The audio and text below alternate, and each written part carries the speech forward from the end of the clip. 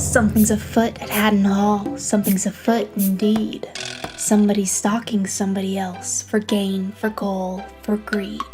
Then in the night the master's shot, while asleep in bed. There's blood on the sheets and on the floor, all soaked in deepest red. The police come in, knowing well that somebody did the crime. The butler who stands by the door, or the maid who sweeps the grime. Maybe Jack who tends the garden hedge, or Joan who cooks the grub. There's Bill who guards the sheep all day, and Bess who does the scrub. The chief in charge is at a loss, not knowing what to do.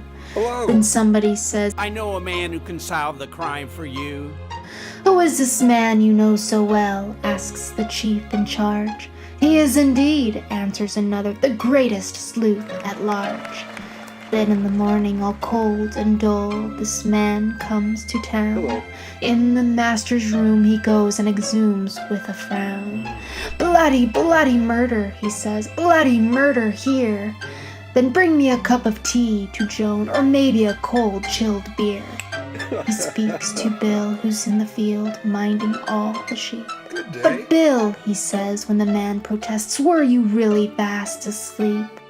Then to Bess, who sweeps the yard, looking fair and fine, "This man is smitten," and then he cries, "Tonight we shall dine."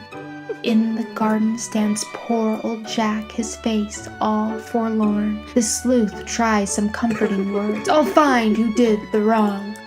Plump Joan is waiting in the kitchen together with the lunch. This man, he speaks and eats and speaks. Now does he have a hunch? He calls him to the study room when the night has come.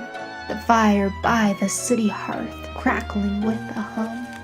The men they stand while the ladies sit, all at his request. Our friend leans on the mantelpiece, dressed in Sunday best.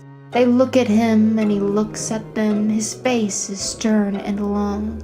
Then with a solemn air he cries, "I know who did the wrong." Their eyes grow round and their eyes grow wide, just as the rising sun. The sleuth, he frowns and then he sighs, "Oh, will he just go on?" "I searched the room," he says at last, "to see what I could find. High and low, far and wide, yet still I racked my mind. But then I found a clue so big, never seen before. Incredible why it hadn't been, it lay there on the floor. By the footing of the bed there lay a crumpled note, penciled in by the master's hand, and this is what he wrote. "My friends here at Haddon Hall, forgive me what I do. I cannot live like this no more, alone and in gloom. And so it is with deep regret that I must take my life. For now I know more than before I shall never have a wife. So goodbye to everyone I know who have meant so much to me.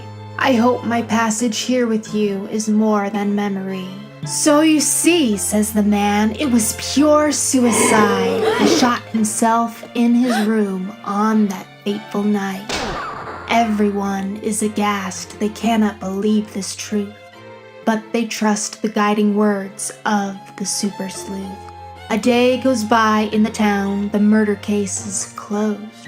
Irving Ernstein makes to go, he's packed all his clothes. They give their thanks for his help, and he can only smile. But if they looked deep within, they'd see his cunning wiles. He planted the paper by the bed and forged the captain's scrawl, imagined the tale long and sad that told the master's fall. For it was he who killed the sir who lived in Haddon Hall, then ran away into the night with gold, jewels, and all.